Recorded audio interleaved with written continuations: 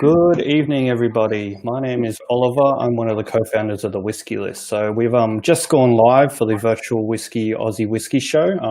Just kicked off, so we'll give a minute or two for people to kind of jump online onto YouTube and the app in Facebook as well. But yeah, we've got a wonderful evening planned for you guys joining. I'm just watching the stats roll in. We've got about 7 viewers so far. Welcome. Good evening, everyone. Broadcasting nationally. We'll give it a couple more minutes before we kick it off. Just a little bit of housekeeping. So this hello Facebook user, hi all, welcome. So we will be getting live comments in. So this is kind of an engaged kind of audience. So if you guys want to write any questions in, we'll jump in and we'll try and answer as many questions on the fly. We've got some wonderful sort of segments planned for you guys tonight as well, but I'll hand over to Luke later on to kind of walk everyone through. Just show some of these comments of people jumping online. Hi, g'day, all awesome. Give it a maybe 30 more seconds before we kick it off. No worries. Hopefully all our guests have whiskey in hand as well. I know we're not going through the actual kit tonight, but we're having a chat about whiskey. I think it makes sense if everyone has a bit of whiskey in hand as well. I've got my glass I've just poured as well, so hopefully you guys have got something in hand as well. There you go. Awesome. There we go. Numbers are bumping up.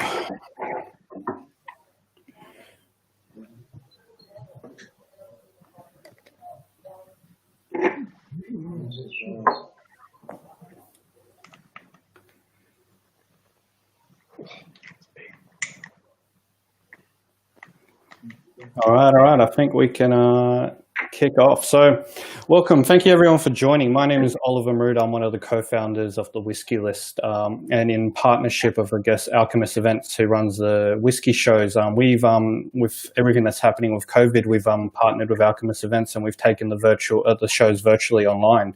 So hopefully everyone who's watching has bought a kit. We're kind of streaming live as well to the rest of Australia. So if you missed out on a kit, unfortunately, I'm sorry about that. But these are the kits. I won't go into too much detail. There's 18 whiskies, Aussie whiskies in this particular kit.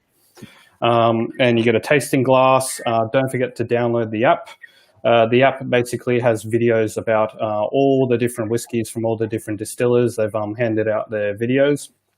And so you can watch, get your tasting notes. Don't forget to rate your favorite whiskey. That's super important because that kind of increases that distillery's rating on the Whisky List. Which is very important to give them a bit of, get them onto the front page and in front of more consumers. We got to support local here, grow local, drink local. In terms of, I think that's basically it from my side. Tonight's theme is all about the future of Australian whisky. So we've got a bunch of guests. I think Brian from Blackgate's just dropped off, so he might hopefully connect in a second, but I was going to hand over to our good friend Luke Mccarthy, who runs OzWhiskyReviews.com. So hand over to Luke. He's runs an awesome blog, does some great reviews of whiskies. A thought leader in the space locally here as well. Previously worked as a bartender and educator at Whiskey and Element. So he definitely knows his stuff. Hand it over to you, Luke. Thank you. Yeah, thank you very much, Oliver. Well, hey, welcome to everyone. Fantastic to have you along. We're going to try and keep things, pretty fun and pretty relaxed tonight, but then hopefully dig into some of the things that are happening in Australian whisky at the moment. Of course, trying to look at the things that are going to happen with Australian whisky into the future. And as you can see, we've got a few wonderful guests. Hopefully, Brian will connect back in at some point, but we do have Brian Hollingworth from Blackgate here. Fantastic to talk to him at some point, hopefully. We've got Victor Orlo and Ian Schmidt from Iniquity or Tin Shed over there in South Australia and Adelaide. And of course, we've got the Rye Master from Tasmania, Peter Bignell. So welcome to you guys. Great to have you in. And I suppose before we get into things proper, Oliver, are we going to head to a video of Pete's now, and then we'll watch that and then come back and maybe ask a few questions? Yeah, definitely. Let me hit play. There we go. Now, the distillery, where is it? Yeah, just around the corner here, but but this is part of the process here. Here? So this is where it starts. We make beer, and then we turn that beer into whiskey by distilling it. I mean, this thing looks like it's about to fall apart. It's an old clothes dryer that somebody gave me years and years ago. I was born in Scotland. I've been around a lot of distilleries. I've never seen one looking like your uncle's scrapyard. No. So our smoker here's starting to die down a little bit. We need some more fuel for that. Fuel. And just like his smoker, it turns out Peter the inventor is just as creative with his fuel sources. We're not using peat today, we're using something else. There's our fuel. Sheep.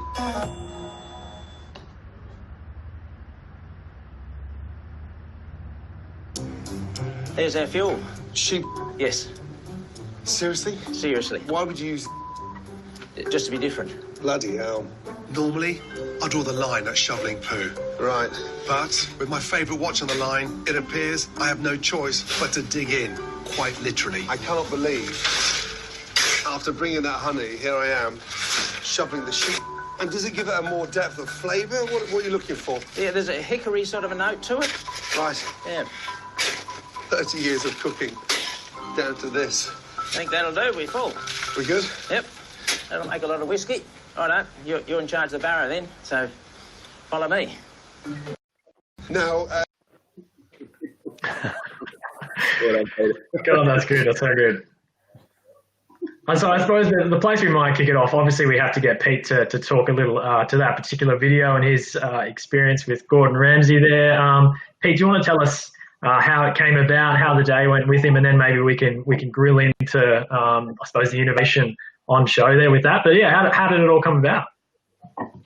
Yeah, I guess one of his scouts, heard about me doing, smoking with sheep shit and other things I do as well. And they mentioned to me when they got in contact with me, they noticed I'd won quite a few awards with Jim Murray's Whiskey Bible.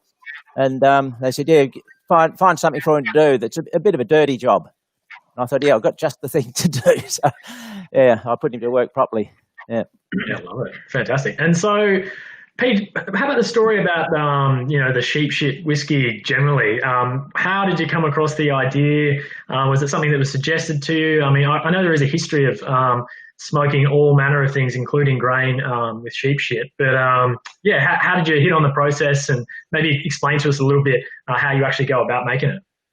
Yeah, look, they're really little, but I can't quite remember. I think it was a floaty distillery in Iceland that I must have read something about that.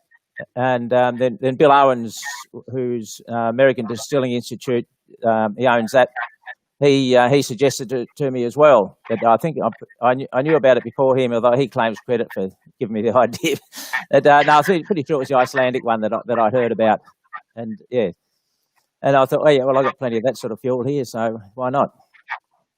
I suppose when it comes to innovation, and you, Pete, innovation seems to be something that comes really naturally to your process. In terms of trying to be incredibly sustainable, trying to keep the distillery carbon neutral, were they things that grew organically? That's a broader philosophy, and that's how it's developed for you, or is it at various points in your distilling journey have you actually specifically said, no, this is how I want to do it, and this is how I'm going to run my business and run my distillery?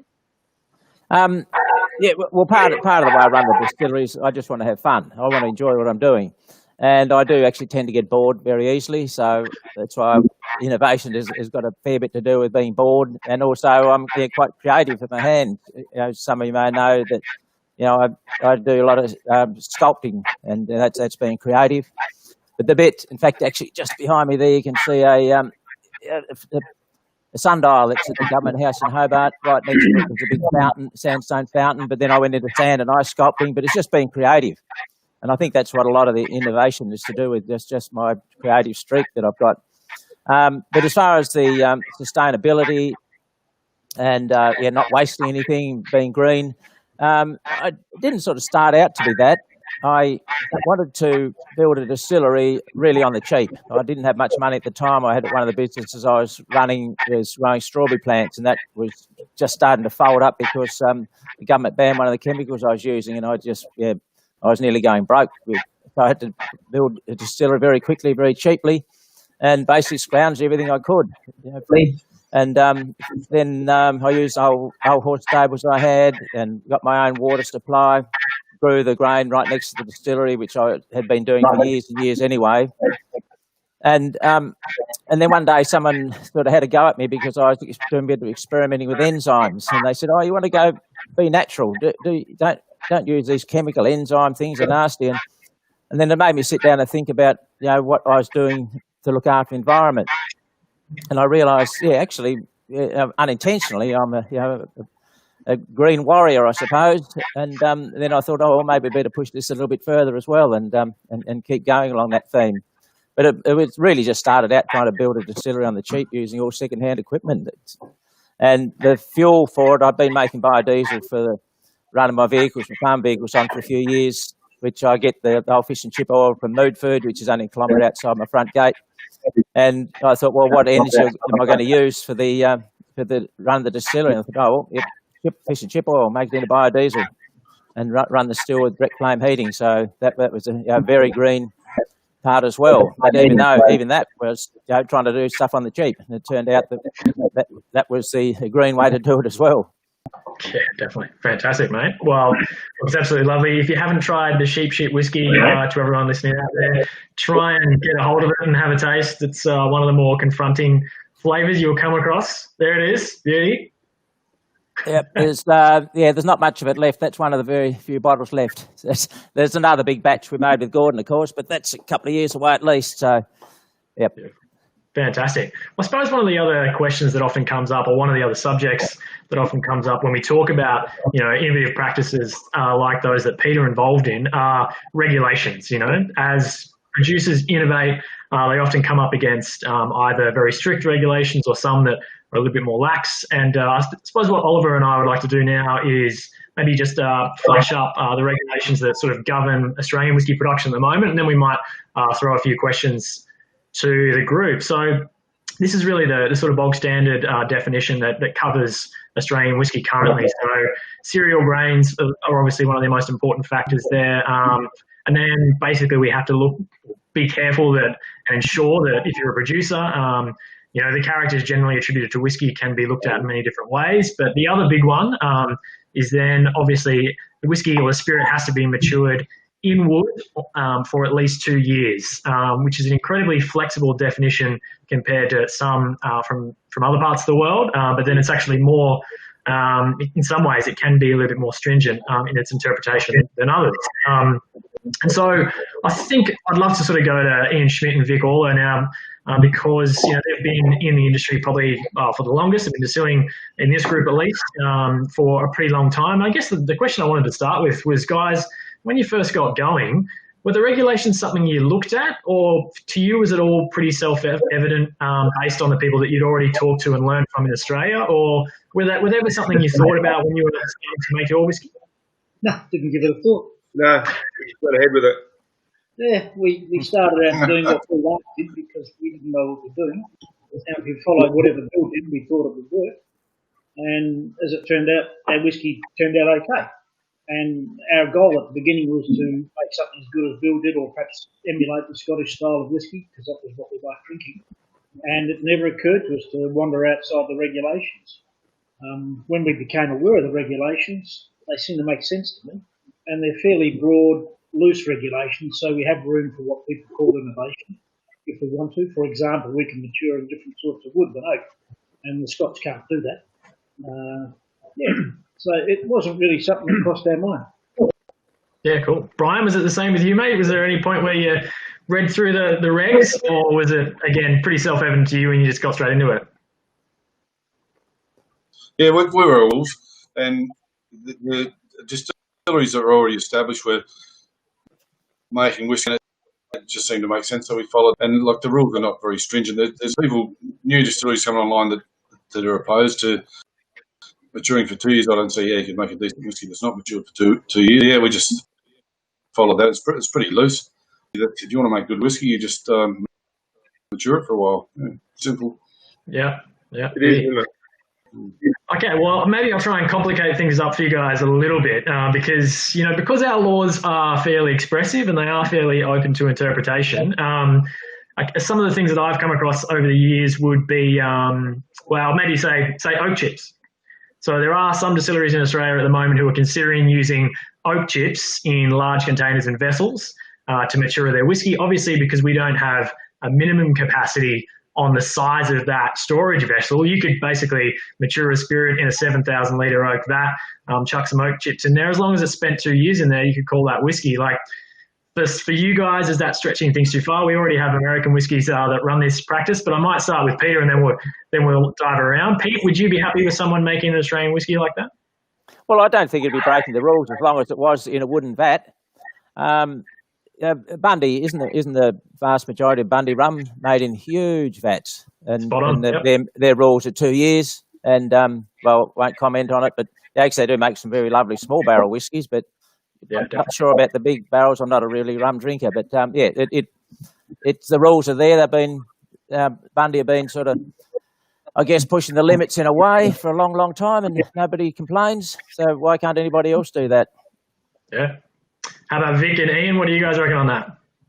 I think you'd make pretty average whiskey if you poured it in a 7,000 litre vat and used oak chips. In our early days, we did actually try oak chips, and it just don't work. It gives you an inferior result, so why would you do it? And as Brian says, at the end of the day, you whack it in the barrel, and the longer you leave it there up to the point, the better it gets. Yeah, you can't substitute for a barrel, really. And there's a good reason that people use barrels, because that's the best way to do it. So if someone wants to use a 7,000 litre vat and a bunch of oak chips like a tea bag, good luck. I don't think they'll be competing with us in quality. Brian, would you be of the same mind on that subject, mate? Absolutely. To make the best whiskey, you've got to use the best casks available, the best ingredients. Be patient, don't cut corners, and that's how you do it. If you're going to cut corners, it's going to be inferior, like Ian says. Yeah. Spot on. Cool. All right. The other one that I've always been interested by is the difference between, say, the definition of single malt in Scotland and how flexible we can be in the creation of single malt here in Australia. So single malt whiskey in Scotland has to be produced, from the one site. It has to have been mashed and fermented on that site and then distilled on that site. What you do with it and where it's shipped to in maturation can change around. But because we don't have a formal definition of single malt here in Australia, the mashing can happen at one location and then it can be moved really anywhere in the country. And then, you can even do different spirit runs, from your wash run to your spirit run in different locations. And then still, that can be called a single malt. So are you happy with the definition of single malt whiskey as it stands in Australia, or would any of you guys like to see it tightened up? Maybe I'll start with Ian and Vic on that one. You guys have been making great single malt for a long time now. Not a problem. I think single malt is what it stands for. The one thing we've got that they don't have is single cask single malt. Something that's a real difference, that you can show what you've got in the wood that you choose, and that really is an indication how good you can be. I assume you're talking to those Tasmanian beer boilers when you're talking about single malt. But I don't care what they call it, to be honest with you. Mostly in Australia, we follow Scottish conventions where they're applicable. They push the boundaries a bit in that instance, but it doesn't make any difference to me. I'm happy with a loose interpretation that a single malt's basically made by a single distillery, which lets the beer boilers into the game. Yep. Okay. Yeah, just really, if these regulations have been brought in the early days, we'd said, like the Scottish ones, it all has to be brewed on site, but they weren't, and it's too late now to change it. It's going to cause a hell of a disruption in the industry if that happened. People have to change the names of their whiskies or change the process, and it's too late. The way it's working now, I think it's the distillery part is the main bit, and as long as it's distilled at a single distillery and matured at that, I suppose, does it have to be matured at that distillery? Maybe matured in another bond store, but it was all made there at that one distillery. Yeah, cool. What do you think, Brian? Same as? Yeah, it doesn't matter. As long as everyone works within the rules that we've got, they're loose.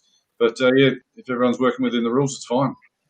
Yeah, cool. We've got a couple of questions coming through, but distiller Lee Atwood from Backwood in Victoria, she asks, she makes a comment, disclosure is the main thing. So I don't know if we want to jump on that or...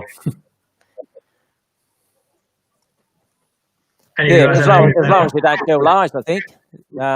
Sometimes it's a bit of a lie if you don't tell something. That the main thing is as long as you don't tell lies on your advertising. But full disclosure, that's great. You know, it really makes no difference in the end because as long as it tastes good, who cares how what the little itty-gritty bits about how it was made. Well, that's your What do you guys secret. agree? You guys happy with that? With that, just make good drinking stuff and then away we go.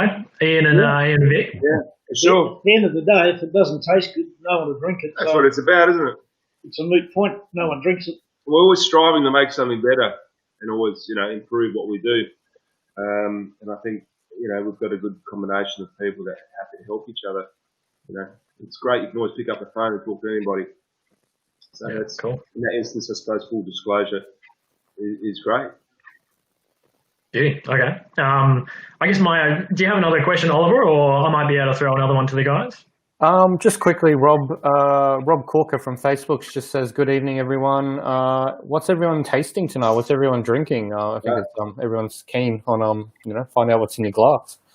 One of the real benefits of this event is that we get to check out the competition for not spending much money. We can't afford to buy Tasmanian whiskey.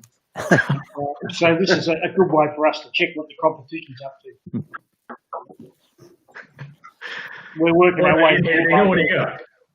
All right. Yeah. This won't cost you an arm and a leg when it gets out in a few weeks' time. It's as the devil, remnant. I just tried it. It's all right. It's good. Yeah. We just tried that. It's nice. No, Yeah, good. good. That one. No. Yeah, it's a blending of, we started with 8 barrels, 9, 10, 11, ended up with 12 barrels in it. So to get the lovely balanced flavour. So I hope people like it. Yeah, did a good job, Thanks. Peter. Cool. What about you, Brian? What do you got in your glass, mate? I've got to mention before that the Scots don't do single cask. I've got the first single cask Scotch that I've ever tried. It's a Ben Reed 12-year-old single cask. It's bloody magnificent. Really? Yeah. Well, there you go. Cool.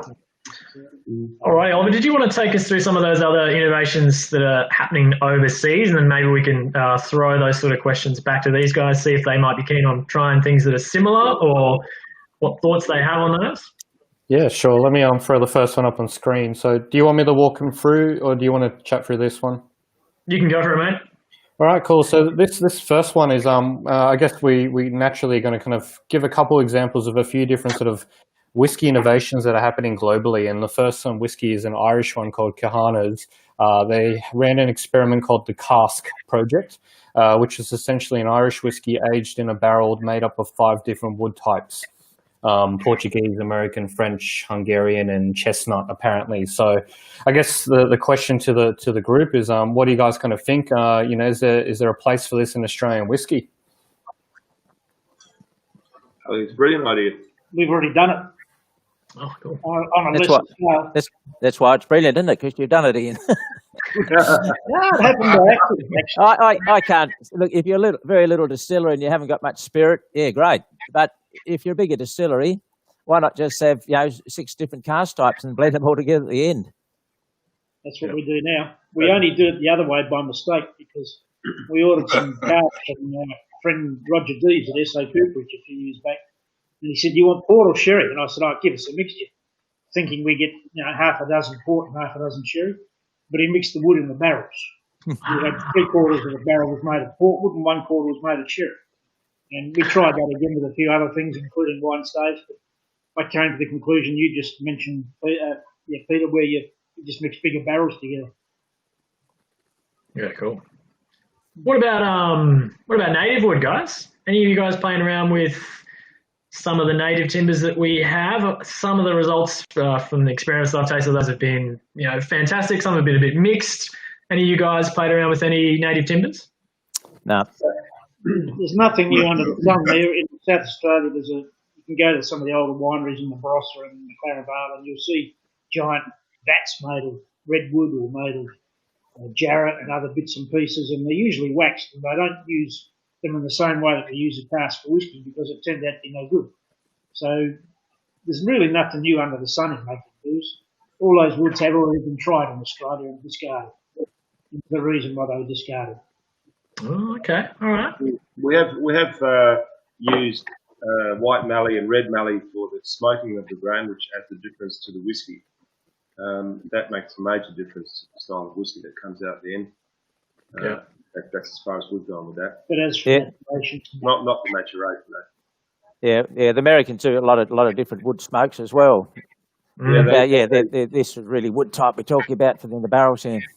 Yeah, they suggest apple and apricot is good. I just think just about anything, any type of sweet wood is good, but it always changes.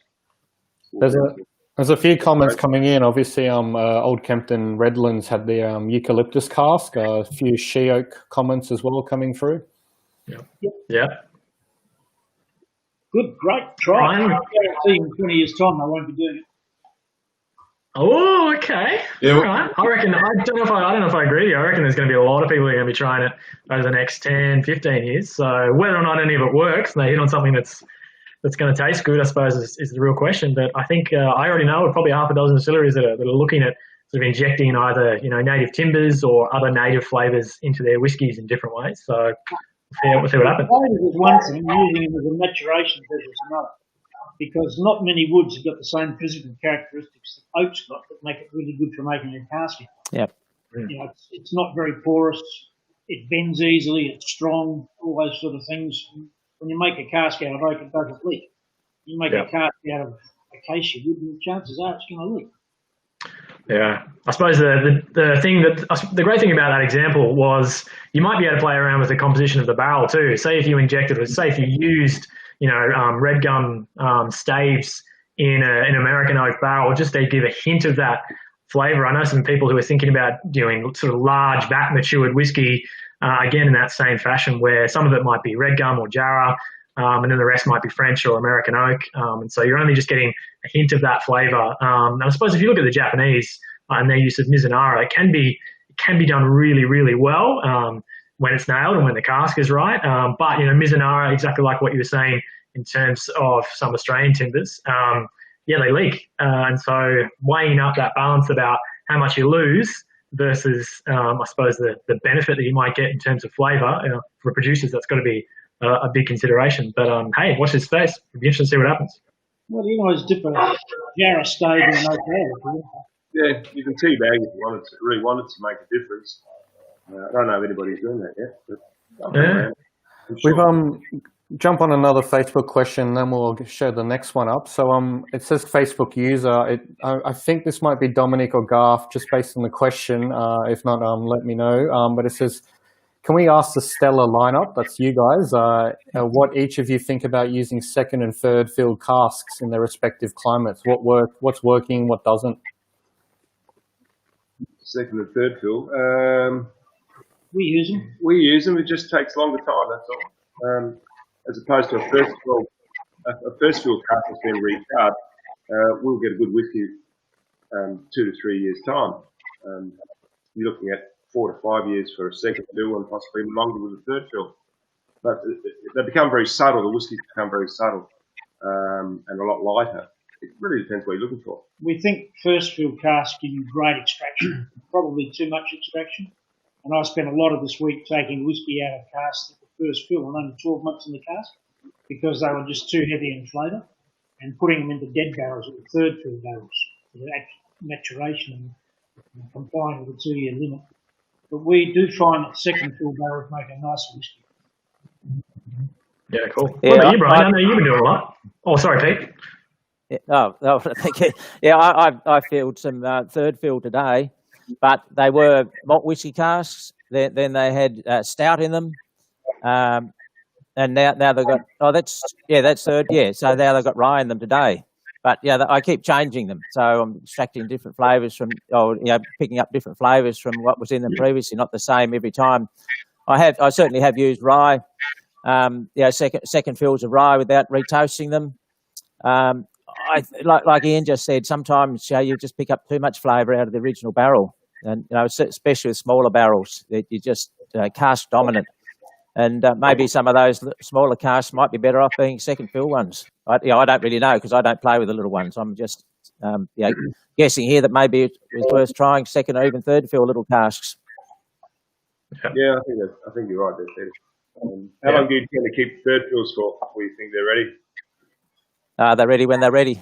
It does take longer. Yes, Yeah, it does take longer, that's for sure. How about you, Brian? I know you've been experimenting and sort of getting different results from sort of second fill cask versus first fill. For sure. Yeah, we've because we've been specialising in peated.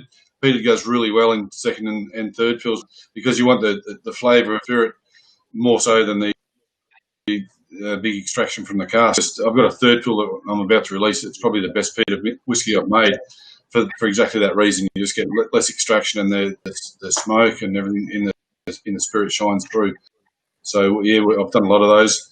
That's with like with the 100 litre format fortifieds, but I've all gone to larger format bourbons, which are all first fills, for that same reason, just to get a bit less extraction, let the spirit shine a bit more. So they work really well with peated, I found. Yeah, I think one of the reasons that the Scottish distilleries, just one of the reasons that the Scottish distilleries put out very old whiskies is because the casks have been used 2, 3, 4, 5 times. And they basically need to stay in the barrels for that long. But you do end up with a different flavour because you've got, it's all the chemical reactions within the spirit itself and not so much with the wood. And you just end up with a different whiskey and probably more gentle whiskey, then it's not dominated by the cask. Yeah, cool. Yeah. I guess a follow-up to that would be, are any of you guys looking at using, pretty tired casks and maybe thinking about leaving a barrel there for 7, 8, 9, 10 years? Is that something that has sort of, came into your mind to sort of maybe just put a few barrels away in the corner that aren't going to be particularly active and the spirit isn't going to extract too much and see what happens? Maybe 10, 20 years' time, you might have something fun to check there, or is that just way too far in the future? No, we've had that thought very briefly. Then we said, I can't wait years to bottle that. No. So the answer is no, we don't do it, but we did think about it for as long as we could say that. Yeah. Yeah, I've got a bourbon barrel that was a bourbon, then a malt whiskey, and then that's been sitting in a really cold, stone corner of my shed, and not much temperature fluctuation there. I'm just going to leave it there. I was going to haul it out and put it up in the roof space to make it crank a lot faster, just to get it matured and get it in the bottle. I thought, no, damn it, I'm just going to leave it there and just see what happens. How about you, Brian? We don't really make enough whiskey to be able to do that. If we had thousands of barrels, I'm sure we could set it aside as an experiment, which would be fun. But we generally sell anything that's of age really quickly. Cool. Our climate doesn't allow us to. We get too much evaporation to be able to do that. Yeah, cool. Luke, shall we jump on to the next example? Go for it, mate. Yeah. All right. So the next two are two. Someone's getting emails in the background there. So the first one is Balcones. It's a Texan distillery. They're doing quite a lot of different experimentation with their mash bill, including using this blue heirloom corn. Terrible yield in terms of sugars to alcohol, but gives it a very distinctive taste. So, there's quite a bit of weird experimentation happening of all those 2,000 craft distilleries in the States that have kind of popped up over the last 5 years. The one on the right is Virginia Distilling Co. This is one of the weirdest examples I've ever seen. They make their own whiskey, they import a scotch, they create a blend, and then they age it in a barrel. In this case, this release was pre-filled rather than stout with cold drip coffee. So the barrel had some cold drip coffee for about 12 months or so. They extracted it out. They put in their new make with a blend of some, matured scotch as well, and that's kind of the end result there. So this weird hybrid of the entire process is kind of being thrown out the window. Cool. Beauty. Yeah, some of that blue corn whiskey is nice. I've tried that in America, and it's certainly got a lot more flavour than your normal old plain white or yellow corn. Yeah, I guess one of the things to think about with that would be just how we talk about and get the flavour of the grains that we're using here in Australia into our whiskies more broadly. I think Peter's whiskies are amazing. You absolutely taste the farm every time you taste Peter's whiskies. We've got some other whiskies around, particularly the rye whiskies. I've been writing about them a lot recently, and you're really getting distinctive characters coming through depending on where the rye is grown. Maybe I'll start with Vic and Ian. Is it something you guys think about? I know you guys have thought a long time now and use South Australian barley. I suppose when you get so much extraction from cask, you probably don't get the grain coming through as clearly. Is it something you've been sort of, I suppose, thinking about over the years? How do we make more grain-forward whiskies? Do we need to make more grain-forward whiskies and sort of highlight the individual character of the grain depending on where it's grown? That's an interesting question, and a debate we've often had. We only make malt whisky. We did think about making an Irish pot still style whisky at one stage, but didn't. We also make rum. It's very worthwhile to notice that there's a real difference between the rum we make and the whisky we make because of the different mash out. But we haven't really noticed much difference mashing between different rums. If you mash with corn, you get a different result to what you get from mashing with malt. But we like malt whisky, so we make malt whisky. We're not going to be bothered making corn whisky unless we really bored. Another reason being you can't really have as much of a grain corn as you can from malt. It's the top of the pile in prestige pricing. But you're breaking up, Ian. I don't know if it's just me or it's you're breaking up. I can't hear you. Is the others hear you? Just coming through. Yeah, what about now? That's a bit better. Yeah. You want me to start again, or are you hearing nothing? There's a No, need. go again. Sorry? We'll keep it rolling, guys. Did you have anything to add to that, Vic, or then I might throw it to Brian? No. We haven't really noticed a lot of difference in the grain. You get a little bit from the yeast, but nothing huge. No, and we've been working for about 14 years, 16 years. So not a huge amount. No. Yeah. And malt flavours are quite subtle, and usually in Australia they're over dominated by the cask. So most people say, "Oh, I can taste the malt in this," but most folks don't even know what malt tastes like, to be honest with you. And when you get a mouthful of malt and crackshot, the flavours are very subtle, very what's the word I'm looking for? They're not dominant, they're not strong, they're very weak flavours. So it's even in Australian whisky, it's very hard to get a malt dominant spirit unless you use an absolutely dead barrel. Yeah. Yep. Well, I remember there was a couple of, I think your mate Foot was growing a paddock of barley near to where you were living at one stage. How did that did it come to fruition at all? Because I know at points it's been really difficult for you to get I suppose a consistent, easy supply of malt. You've had to sort of have it trucked from all over the place. Is it something you've thought about, whether or not you get malt from a certain location or place or maltster, and it's going to affect the flavour dramatically? And I suppose you could talk about how different it is with using Scottish peated malt as well. Yeah, the malting aroma was a disaster. I bloody spent a lot of time learning about how to do it. And you can do if you don't. You basically need a kiln to dry it. So we didn't have that, but if you don't have a kiln, you can malt your own in summer and sun dry it. So we tried that, and then it's like having a newborn baby. So you've got to spend so much time looking after like we're floored to turn it all the time and stop it getting too hot. But then when it was time to dry it, it rained for a week, so we couldn't sun dry it, and I decided it was a bad idea. And best left to the professionals. Yeah. But saying that, with Voyager coming now, we've got some rain. Foot sowed a couple of paddocks to malt, so we're going to be able to get his barley. So we're going to be able to get his barley and send that over to Voyager, get it malted, and then back we'll try some of that. But yeah, Australian whisky is typically cask. So like Ian was saying, you really don't. The difference, except with peated, you obviously notice the difference with that. But the subtleties of different strains and different areas really don't come through because of the cask influence. But yeah, we're going to have a go at some local grain with Foot's bar, so that's exciting. Cool. Question that's come from the audience, from Justin Farmer. Interested to hear more about collaborations and the potential of collaborations. The example Justin gives, Brian, you've just recently done that bottling with Thurio as well, the country, the coast. Do we see more of that stuff happening in the future? Yeah, I was talking to Gareth yesterday. We plan to do another one. And you can imagine my excitement when Gareth rang up. Like, Gareth is probably my favourite whiskey producer in Australia. His whiskey's incredibly underrated and really good. So when he asked me to do that, I was very excited, and we jumped on to do that.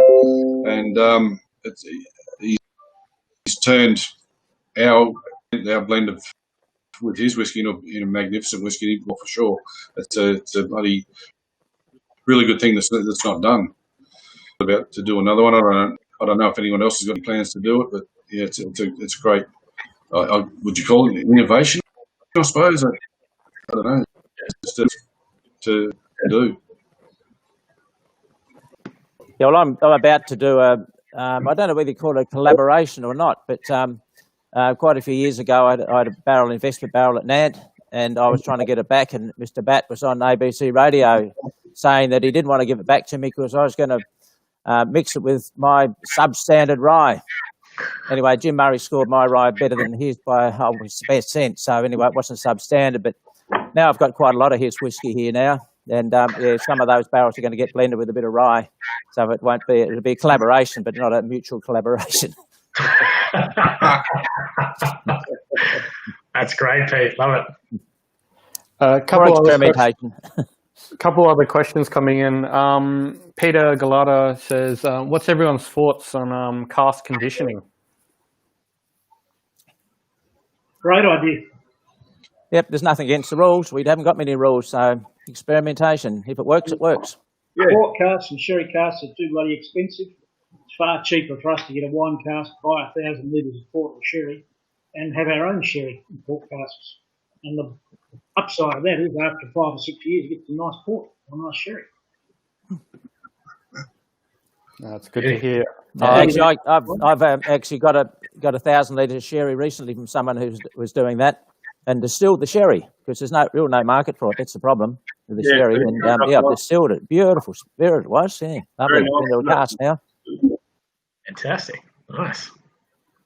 More innovation. Got any harder questions in that? What was that, Ed? Has Peter Galata got any harder questions in that? We'll wait for Pete to drop in. But Mikan writes, he's interested to know what you guys think of independent bottlers in Australia, especially using your new make and then bottling it under other labels. Is it a good thing for the industry? I think so. Yeah. Variety is the spice of life, isn't it? It gives us cash flow when it happens. Not that it happens very often. If any independent bottlers out there want to buy some anyway, come to me. But I don't have a problem with that at all. No. I think it's actually good. Yep. No, I'm doing a bit with Tim Duckett, Hartwood and TIB. So, in fact, if you notice, every now and again he talks about a little bit of smoke at 0.003% smoke he's put in there. That's some of my smoky malt I made for him. Dean Kennedy asks, there's a lot of talk about grain and barrels, but almost no talk about yeast. Is anyone experimenting with different yeast strands? I have tried quite a few different yeast strains, and I've noticed differences in the wash that comes out of that, but I haven't noticed much actual difference in the spirit that comes out of it, and I've noticed even less difference in the finished product depending on the yeast we've used. So, sure, it contributes, but the effects aren't dramatic in the finished product. Yeah, certainly in the wash, we were accidentally sent the wrong yeast once and we had no choice, so we had to use it. And, the wash certainly did smell different, but it was many, many years ago now, and I don't recall the spirit itself being much different. It's subtle. There's so many other things that go on as well. Yeah, the amount that the yeast influences the spirit compared to the extraction from casks is minimal. I think the major influence is the cask, really. Yeah. I do use wild yeast to a certain extent. My ferments all start with wild ferment, which I think that people who are making single malt is a bit of a scary thing to try and do, but because I use raw grain, I can get away with it and actually produce a lot more fruity notes, which is what some of these other commercial yeast strains do, produce different types of fruit notes. But I get all that from the wild, so I just stick with the same old yeast I've been using for years. We've got a couple other questions. I'm just conscious of time, but I'll ask them and then I guess we can move on to the next segment, Luke, as well, if that works. Yeah, that's good. One more technical one and then a salesy one. So are there any Australian distilleries playing with triple distilling or quadruple distilling? Travis from Canberra asked that one. Yeah, well, Damien Mackey, he triple distills. I'm pretty sure Sheen do it. I'm not sure if they're with All Whisky or not, but they certainly do. Yeah, triple distilling. I have done a little bit of triple distilling only when a batch didn't work out how I wanted it to, and ran it through the still again to clean it up a bit more. We have done it. We did it with some smoky whiskey. It produced a really nice, smooth, lovely new make, but by the time it went through the 2 years or 3 years of maturation, it was really no different to the stuff that had only been double distilled. So it's just a whole lot of extra hard work and effort and money for nothing, in our opinion. Yeah, I haven't done any. Yeah, it costs a lot more to distill it the third time. Yeah. If you're specifically aiming for something, I suppose you can do that. If you want a real fine clarity of spirit. But apart from that, like I said, the barrels really do all the work and change all the flavours more than anything else. Yeah, along with the triple distilling is the Irish way of using grain, about roughly 80% unmalted. I've just started doing that. The last few runs have been 80% unmalted grain, but we're only double distilling that though. But we get a lot more lovely sweet grain notes through it. It's quite different from a pure malt whiskey. Mm-hmm. Yeah, I'm just thinking of that. Sorry, mate, if there's any other distillers out there that are looking to try it, I've always been surprised that we don't have more Australian distillers thinking about single pot still, unmalted grains, playing around with methods of distillation. I think the more experimentation we get on that, I think the better. I know there are some other distilleries out there that are looking at pot still styles now, so unmalted grain. You've got Peter doing oat whiskies, but I mean, when you change the grain profile, it gives you different ideas about how to distill it, how to capture flavour, I think. So, the more we see of that, I think the better. Yeah, oat whiskey, I sent some off to the Belfast Whiskey Week last week, and we had an obsession like this. And, I got 8, 9 and 10 scores, from the people who had the packs. They just loved it. What is bad? Do you like it? Do I like it? The oat? Yeah. Of course. Cool. I think the next question kind of jumps into kind of the next phase that we're going to chat about, Luke. Mike Kidd, firstly, is a call out to Brian. He says, the BFG is delicious, more please. Thanks, Mike, for that. But then Mike also asks, how are the distilleries doing, coping with sales during COVID and everything? What's kind of been the effects of COVID for the industry as a whole? I think it's kind of a nice segue into the next part. Nobody speaking. Okay, so my sales that you go into the bars and clubs and pubs, they've just, the arse has just totally dropped out of that. But fortunately, like you saw at the beginning of this show, the Gordon Ramsay saved me. So I've had a lot of online sales, but they're starting to drop off again. Yeah, it's gone pretty quiet again. I think if it wasn't for the JobKeeper, I'd be struggling. But this is not my only business. I've got a farm to run, and I've got investments in another couple of other businesses. But as far as the distillery goes, I think it would have to struggle without the help from the JobKeeper and Gordon Ramsay. Between them, they've saved me. Yeah, we're just ticking along. We've either sold a lot through bars and restaurants and grog shops, so our sales have dropped away in that area, obviously, but there was never much there to start with. Most of our sales are online to retail customers, and that's ticking along, but it's started to drop off a bit, as I think people not working have had a dent in their wallets. We've reacted to that by doing a less expensive release of our whiskies. We've done what the Tasmanians do. We've put some 500 ml bottles out at $99 a bottle, a bit cheaper than the Tasmanian stuff. And that seems to be working for people because they're not paying for packaging and flash stuff. They're just getting bare bones basic package with good whiskey in it, and that's holding up okay. Those sales are going well. But other than that, we're just ticking along, making whiskey as fast as we can, or as fast as we can afford to. Yeah. Our sales completely started the pandemic, but then we sort of canvassed a few bottle shops, and it turns out they're doing really well. Bottle shops, so we concentrate on that, brought our sales back up through bottle shops, which has been good. I'll just make a quick shout out to everyone in the Melbourne hospitality industry, the whiskey bars, the distributors, the suppliers, everyone that's affected. We just had the 7 o'clock scream here in Melbourne, actually, where half the city decided to scream in anguish about everything that's going on down here. So that was pretty interesting. Just happened before we logged on. So yeah, big shout out to everyone down here in Melbourne who's having problems, and to all the distillers around the country who are being affected. Hopefully we can get through this and move on to bigger and better things. Good. Next. Cool. We've got a couple other questions coming in. So Dean Kennedy goes, what difference does the still profile have to do with the flavour? And has anyone tried the same wash through a different still? We've got a couple of stills we've used over the years.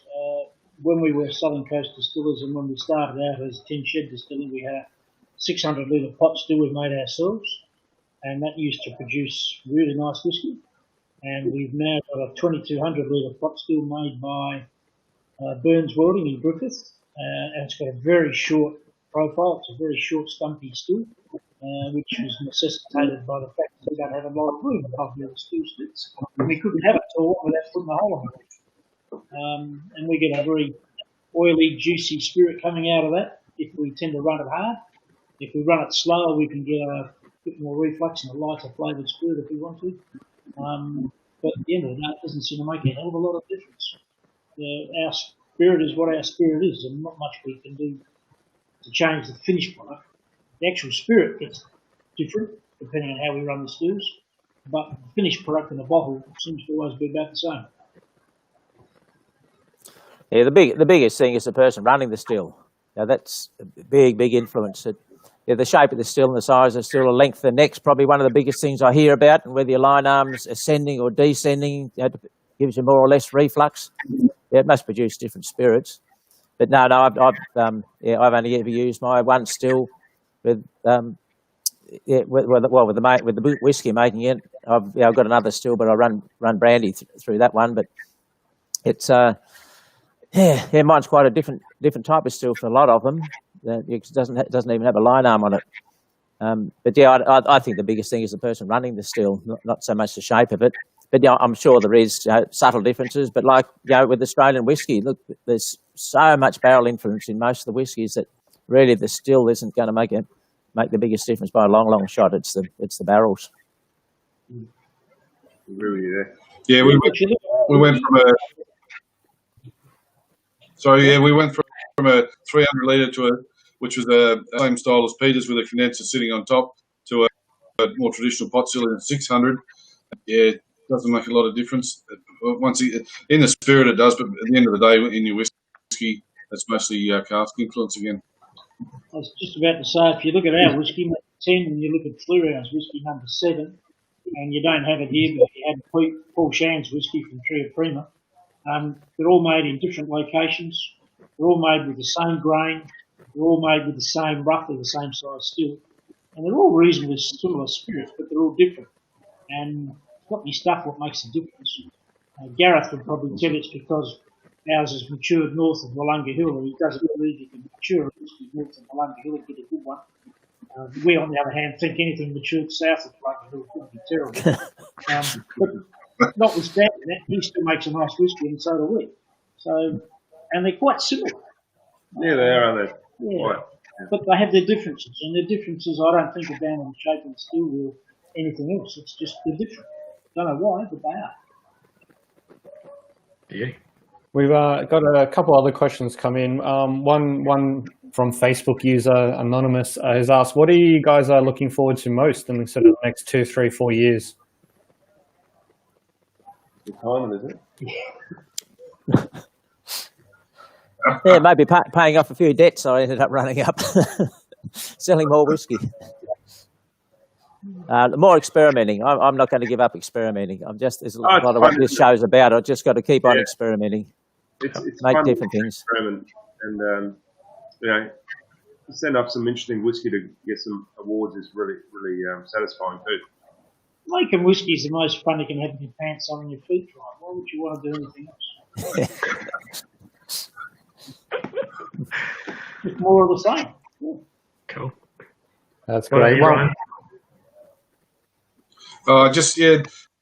Looking forward to the fruits of what I've learned over the years and just better whiskey. That's some of the whiskey that's coming out now is what I'm happy with. So I'm looking forward to doing more of that and just having really good whiskey, better each time.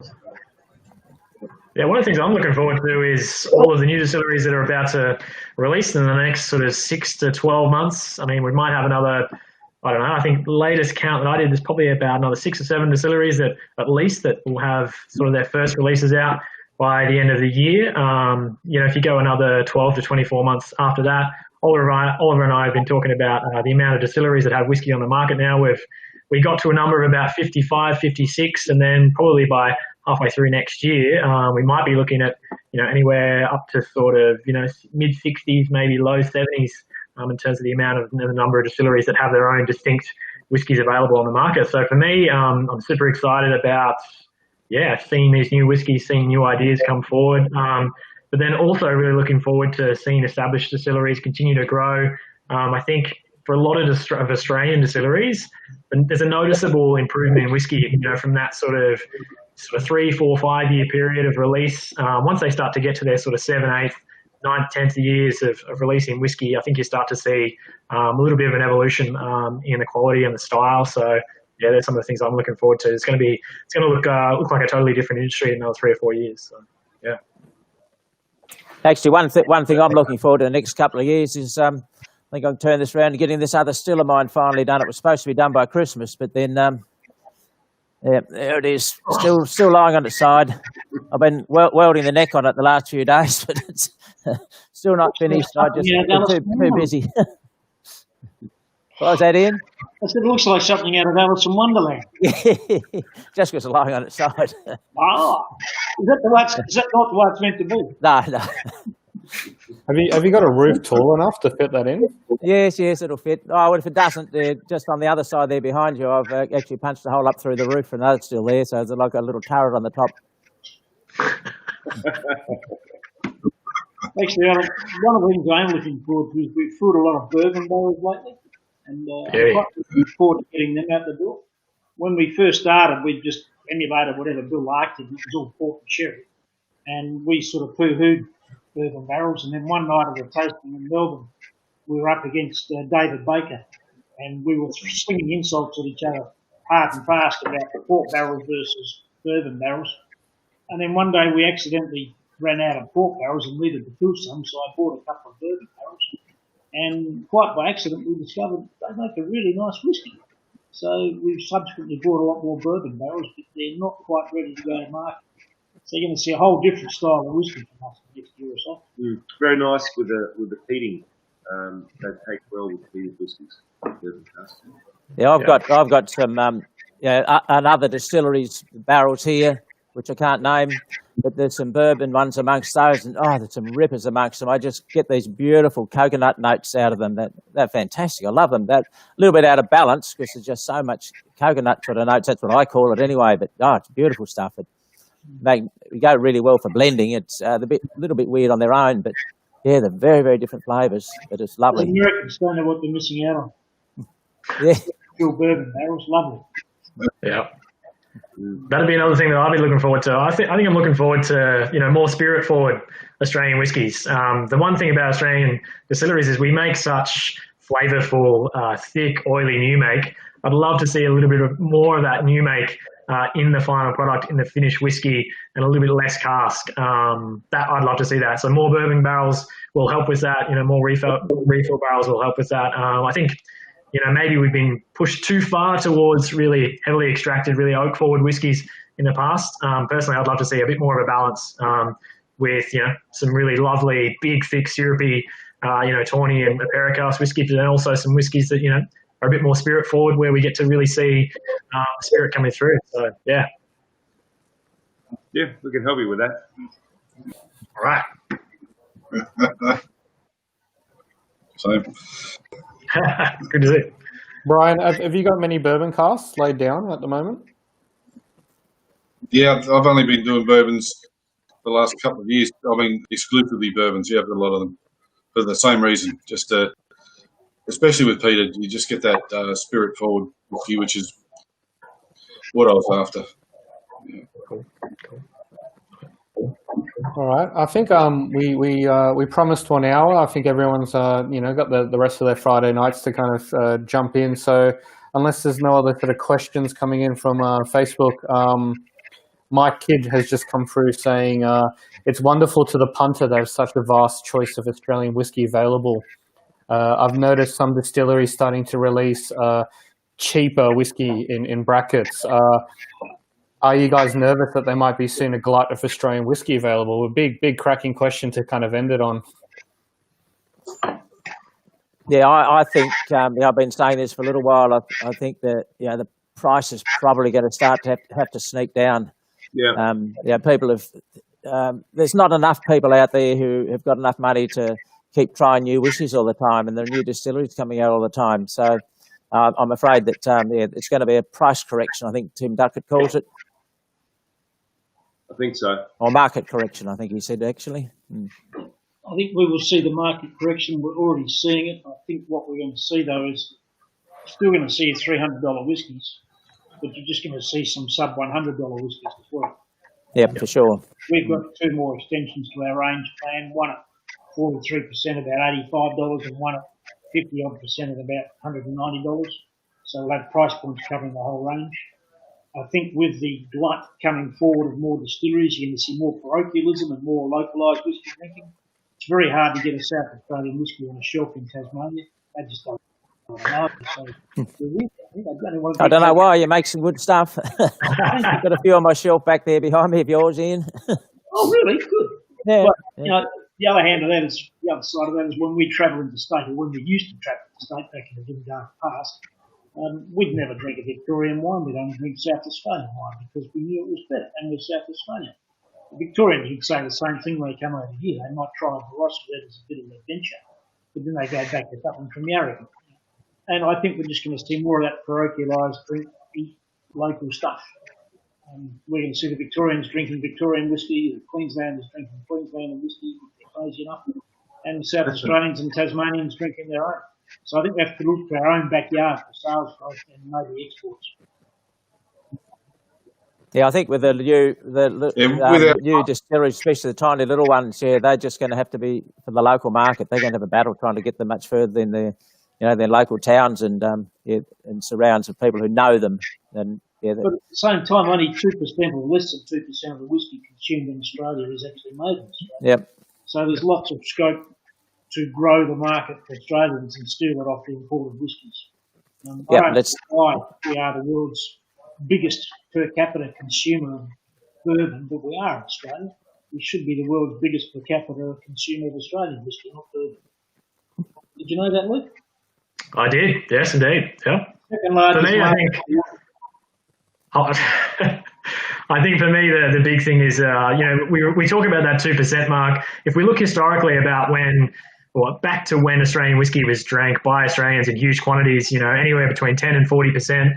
It got as high as 40% of all Australian whiskey, of all whiskey consumed in Victoria back in the day was, made in Melbourne and made in the surrounding region. The way they achieved that was, through tariffs on imports. So Australian whiskey was actually cheaper than any whiskey coming into the country. And that's the reality of, if we want to see, and that's another question we've been thinking about here tonight, if we want to see more Australian whiskey consumed in the community, the reality is most whiskey consumed in Australia is between about $45 and sort of $80, $90 a bottle, even cheaper, some would say. The stats sort of bear that out. So if we want more people drinking Australian whiskies need to be more available in that price range. That for me will be the big, and it's, we don't have a lot of distilleries currently able to make whiskey in that sort of price bracket. But until that happens, I don't think you're going to see, Australian whiskey being consumed at sort of, 7, 8, 9, 10%. It's going to take a lot longer. So yeah, interesting to see what happens on that front. Yeah, like you said, it's not just we're whacking a big high price on it. We're just not able to make it at that price. We're just not big enough. We don't have the economy of scale. I can't buy an empty bottle for the price that Johnny Walker make the red label at. Yep. Full bottle. That's right. Yeah. That's The it. glass That's cost it. me more than it cost them to produce the whole packet. With the booze and the tax and it, well, not the tax, with the booze in it. It cost something like £2.60 to produce a bottle of Johnny Walker Red. It cost me about $2 to buy a bottle with a cap on. The caps cost more than the bottles. Sorry? The caps cost more than the bottles quite often. Sometimes, Yeah. Yeah, this last lot of bottles I just bought, the caps are more expensive than the bottles. Yeah, And they're not fancy caps either. yeah, probably not fancy bottles either. No, not my usual bottles. These are my new brand, the remnant ones. Yes. You're going for a round bottle at last. Yeah, yes. Welcome to the world. It's good for bartenders. Round bottles are for bartenders. Welcome to the 21st century. I've still got that bottle of grub you gave me. You haven't drunk it yet? Beautiful. I put it right up there with your holy shit and your bogan burnout. Oh, okay. All right, Still guys. known. We are unfortunately out of time. We'd love to, I guess, crack it on, but yeah, I think a round of thank yous to our wonderful speakers, Luke as well. Thank you for joining us, and our wonderful audience. All the questions are coming through. I know there's some questions that we didn't get a chance to ask. We'll try and get to it. We've got another session of Whisky virtual live streams tomorrow, starting at midday, and every hour on the hour. So we're going to break it into 3 parts. So first one's going to be on malting, mashing. The second one's going to be on distillation, and the third one maturation. So we've got about 13 distillers spread out over the 3 hours, chatting about their craft and what makes each part of that process uniquely Australian, and if there's something that they bring to the table, whether it's some sort of innovation or experimentation, or they're trying something new, or you guys just want to jump on and ask the questions about different yeast strands, or jump into it. There's a few different distillers who couldn't make it tonight, so we got more people on tomorrow. So on midday, jump on Facebook, YouTube, in the app, in the Whisky List app. Gentlemen, thank you again so much for your time tonight. It's been an absolute pleasure. I've enjoyed, as many others, hearing about your stories. Thank you for that. Well, thank you very much. Thank you. It's been good. Thank you. Cheers, guys.